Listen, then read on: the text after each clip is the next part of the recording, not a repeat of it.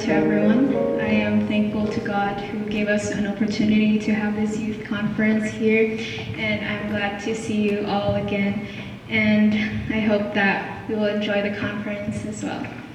And I'm thankful to God for giving us the Sabbath, the rest of after days of work. It is such a privilege to have rest. In Mark 2:27-28, Jesus said, "The Sabbath was made for man and not for the Sabbath, and man was not. The Sabbath was made for man. The Sabbath was made for man and not for man for the Sabbath. Therefore, the Son of Man is Lord of the Sabbath." Jesus said these words to the Pharisees, who criticized the disciples for breaking the Jewish laws by plucking grains on the Sabbath day. They turned the Sabbath into many strict rules and forgot its true purpose. Now, what does Jesus mean by saying we are the Lord of the Sabbath? Why do we have the Sabbath, and why do we celebrate it? Why is it so important? And what is its true purpose? Going back to creation, after God created all things in 6 days and saw that everything was good, he rested on the seventh day and sanctified it. As what it says in Genesis 2:3, "And God blessed the seventh day and sanctified it, because that in it had rested from all his work, which God created and made." God instituted the Sabbath from the very beginning, setting it apart which from the other days and made it holy, creating a pattern that his people will follow. In the coming days or in the future, his people will be blessed for observing and keeping the Sabbath. The importance of the Sabbath is a memorial of the creation, as it keeps ever present the true reason why worship is due to God, because he is the creator. And we are his creatures. The Sabbath, it says in Great Controversy, page 437, "The Sabbath, therefore, lies at the very foundation of divine worship, for it teaches this great truth in the most impressive manner, and no other institution does this. The keeping of the Sabbath is a sign of loyalty to the true God, him that made heaven and earth and the sea and the fountain of waters. It follows that the message which commands men to worship God and keep his commandments will especially call upon them to keep the fourth commandment." The Sabbath is also a calling to us that at this very day we may be reminded of our Creator, the one who made the heavens and the earth, the one who gave us the Sabbath, this rest, who also was thinking of us while making the earth. In Exodus 20, verse 8-10, he said, "Remember the Sabbath day to keep it holy. 6 days thou shalt labor and do all thy work. But the seventh day is the Sabbath of the Lord thy God. In it thou shalt not do any work, nor thy son, nor thy daughters, thy manservant, nor thy maidservant, nor thy cattle, nor thy stranger that is within thy gates." And as well in Exodus 31, verse 16-17, it says, "Wherefore the children of Israel shall keep the Sabbath, to observe the Sabbath throughout the generation for a perpetual covenant. It is a sign between me and the children of Israel forever. For in 6 days the Lord made heaven and earth, and on the seventh day he rested and he was refreshed."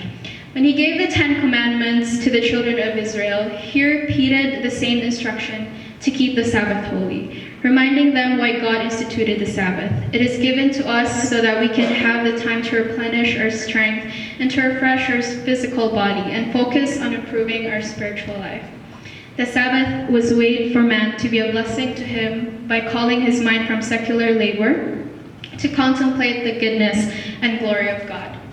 It is necessary that the people of God assemble to talk of him, to interchange thoughts and ideas in regards to the truths contained in his word, and to devote a portion of time to appropriate prayer. But these seasons, even upon the Sabbath, should not be made tedious by their length and lack of interest. So as we spend the Sabbath, may we focus on refreshing ourselves, not just physically, but also spiritually. Focus on God, and also, let us remove the worry of what happens for tomorrow and all our secular labors. We should be focusing on our Creator, and also spending time to, be more inclined to our spiritual life and improve it, and also our physical, and that have spent time to give ourselves a rest. And Also in Ezekiel 20, verse 12 and 20, moreover, also I gave them my Sabbath to be a sign between me and them, that they might know that I am the Lord that sanctify them, and hallow my Sabbaths. And they shall be a sign between me and you, that ye may know that I am the Lord your God.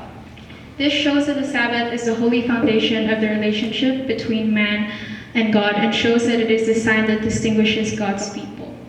A lot of passages, and all the passages that I've mentioned, shows that the Sabbath is made for man to show the relationship between God and his people.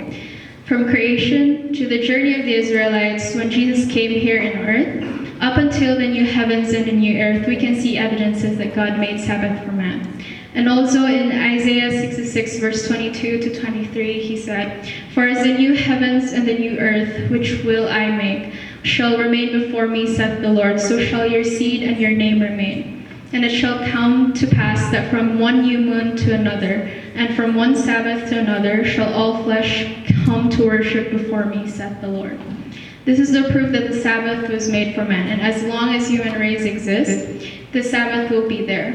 The Sabbath was not for Israel merely, but for the world. It had been made known to man in Eden, and like the other precepts of the Decalogue, it is of imperishable obligation of the law, which of the fourth commandment from a part Christ declares, "Till heaven and earth pass, one jot or one title shall in no wise pass from the law. So long as the heavens and the earth endure, the Sabbath will continue as a sign of the Creator's power. And when Eden shall bloom on earth again, God's holy rest day will be honored by all beneath the sun from one Sabbath to another. The inhabitants of the glorified new earth shall go up to worship before me, saith the Lord." That's in Desire of Ages, page 183. God made the Sabbath not just a restriction, but a profound privilege and a practical means for spiritual connection and separation from worldly influence. It helps to lead us back to the Creator who made all things, including the Sabbath, a time of renewal and rest. He made the Sabbath as a blessing to all of us, and may we not, as we spend the Sabbath, may we always think of it as a blessing. As I close this message, I would like to read the passage from Desire of Ages, page 288. "The Sabbath was made for man and not man for the Sabbath," Jesus said. "The institutions that God has established are for the benefit of mankind. All things are for your sakes. May the Lord help us that as we spend the Sabbath, we will feel the blessings of God and the rest and the renewal that we needed." Amen.